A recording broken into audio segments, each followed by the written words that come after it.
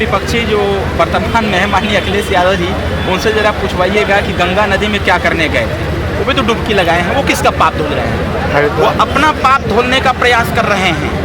जिस प्रकार से उत्तर प्रदेश की 4 बार की सरकार में माननीय अखिलेश यादव जी ने हमेशा दलितों को, अति पिछड़ों को, अति दलितों को, अल्पसंख्यकों को और जितने वंचित वर्ग के लोगों को धोखा देने का काम किया, उनका हिस्सा लूटने का काम किया। जो डॉक्टर BR अम्बेडकर साहब ने संविधान में समता, स्वतंत्रता, बंधुत्व, न्याय को स्थापित करने की बात कही थी, हर व्यक्ति का फंडामेंटल राइट, मूलभूत अधिकार देने का काम डॉक्टर BR अम्बेडकर साहब ने किया था। रोटी, कपड़ा, मकान, शिक्षा, दवाई, इन सब को लूटने का काम किसी ने किया तो माननीय अखिलेश यादव जी की सरकार ने किया। आज उसी पाप का जब घड़ा फूटा तो वो विपक्ष में है, आज हम लोग सत्ता में हैं और उसी पाप को धुलने के लिए गंगा नदी में गए थे। वहाँ तो एक कुंभ लगा हुआ है, वहाँ देश दुनिया नहीं पूरे विश्व के लोग आ रहे हैं। 7 राज्य के लोग उत्तर प्रदेश के प्रयागराज में आ रहे हैं। 7 राज्य के लोग अपनी पूरी कैबिनेट लेकर के आ रहे हैं कि कुंभ में हम लोगों को चलना है। इससे अच्छी बात क्या हो? स्वर्गीय मुलायम सिंह यादव की प्रतिमा लगाई गई है, उस पर जो है कटाक्ष कर रहे हैं लोग, जो साधु संत महात्मा हैं। आपके हिसाब से क्या सही है, गलत? देखिए क्या है कि स्वर्गीय मुलायम सिंह यादव जी उत्तर प्रदेश के मुख्यमंत्री रहे और उनसे भी माननीय अखिलेश यादव जी को सीख लेना चाहिए।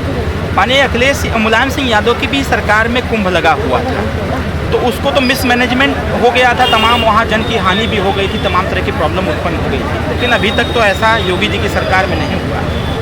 विपक्ष क्या है कि बार बार आपत्ति, हमेशा सही काम में गलती कैसे होगी इस पर। अभी देखिए शामली वाली जो घटना हो, संभल की जो घटना चल रही थी, बार बार उस पर भी टिप्पणी हो रही थी। लेकिन हम लोग हमेशा, जब भी हमसे पूछा गया, हमने कहा कि हमारी सरकार जीरो टॉलरेंस पर चल रही है। हमारी सरकार प्रयास करेगी कम दिन में उस चीज़ को सही कर लिया जाए। जो भी इसके पीछे साजिश रचने वाले लोग हैं, ऐसे लोगों के खिलाफ दंडात्मक कार्रवाई। तो प्रयागराज के कुंभ में जो माननीय मुलायम सिंह यादव जी का मूर्ति लगा करके लोग वहाँ अगर पुष्प अर्पित कर रहे हैं, तो इससे अच्छी बात क्या हो सकती है?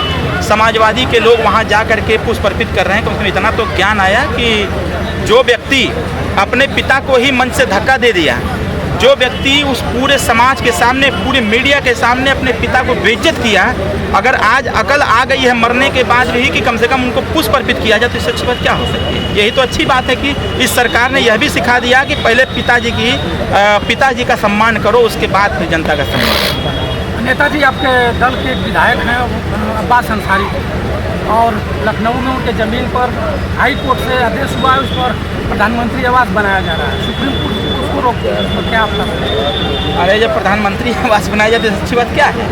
तो होना चाहिए। अब सुप्रीम कोर्ट इन्वॉल्व अगर उसमें हस्तक्षेप कर दी है तो सुप्रीम कोर्ट का विषय है, वो जो निर्णय दे। लेकिन अगर सरकार हमारी कह रही है कि उसे प्रधानमंत्री आवास बनाएंगे, तो इससे अच्छा पुण्य का काम क्या हो सकता है? प्रधानमंत्री आवास बनेगा, गरीबों में बटेगा, गरीब वाह वाह करेगा, आशीर्वाद देगा, सब आगे बढ़ेंगे। 2027 में कितने सीट पर आपकी दावेदारी जाएगी? 2027 की तैयारी के पहले 63 पंचायत चुनाव की तैयारी में लगता हुआ, और 63 पंचायत चुनाव की तैयारी ज़बरदस्त तरीके से कर रहा हूँ। इस बार कई जनपद कब्जा करना है।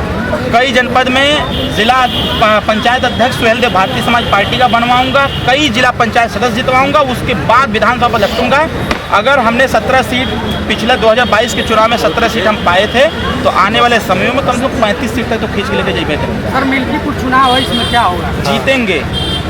सब समाजवादी लोग बता रहे हैं कि हम झूठ बोल रहे हैं। झूठ इसलिए बोल रहे हैं कि वो अभी बोल रहे थे ना, वो कौन सा कटहरी की सीट पर कह रहे थे कटहरी सीट हमारी है, एकदम खाता नहीं खोलने देंगे। 9 सीट पर चुनाव हो रहा था, 7 सीट हम लोग झटक लिए, 2 सीट किसी प्रकार से सपा जीती। बिहार में 4 सीट पर हो रहा था, 2 सीट भाजपा खाते में थी, दोनों जीत गए। तो कटहरी वाली सीट को लेकर के अखिलेश यादव जी ने वहाँ स्वस्थ है कि वो सीट हमारी है, मतलब उनके बाप की बपौती थी, उन्होंने जैसा कहा था। मैं नहीं कह रहा हूँ, वो कहे थे। मिल्कीपुर को भी कह रहे हैं, तो वो खुली आंख से सपना देख रहे हैं। मिल्कीपुर हमारी फौज पहुंच गई है और मिल्कीपुर को 100% चुनाव हम लोग जीतेंगे, क्योंकि उनको पता है कि चुनाव हारना ही है उनको। तो भाई कोई कैसे कहे कि हम हारेंगे? तो कहवे ना करेगा कि हम जीतेंगे, वहाँ निर्दल लड़ेगा तब वो कहे जीतेंगे। लेकिन हम लोग अपनी पूरी टीम को लगभग कटहरी चुनाव जीतने के बाद से ही वहाँ काम चालू करा चुके हैं। चुनाव वहाँ हम लोग जीतेंगे 100%। वो तो कहते हैं सत्ता शासन का चुनाव होता है। पूरे उत्तर प्रदेश में इस बार आप लोग 27 में सफाया हो जाएगा। ये कौन व्यक्ति है? वो ठेका ले रखे हैं क्या? खुद का तो ठेका है नहीं। खुद तो दूसरे के रोटी पर पलने वाले व्यक्ति अगर इस प्रकार की बात करें तो सूर्य के सामने दीपक दिखाने का वो काम है।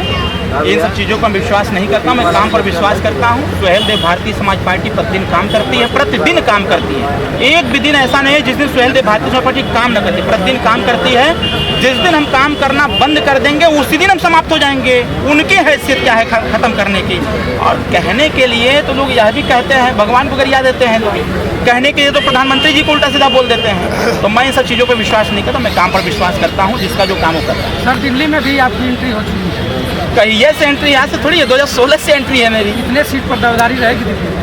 अरे भाई अभी हम लोग लड़ रहे हैं, अभी आज प्रत्याशियों का नामांकन हुआ है। 18 सीट पर चुनाव पार्टी लड़ा रही है और 18 सीटों पर दमदारी से लड़ा रही है। आज नामांकन करा रही है। आज मुझे जाना था गाजियाबाद, 18 प्रत्याशियों का नामांकन कराने के दिल्ली जाना था, लेकिन अब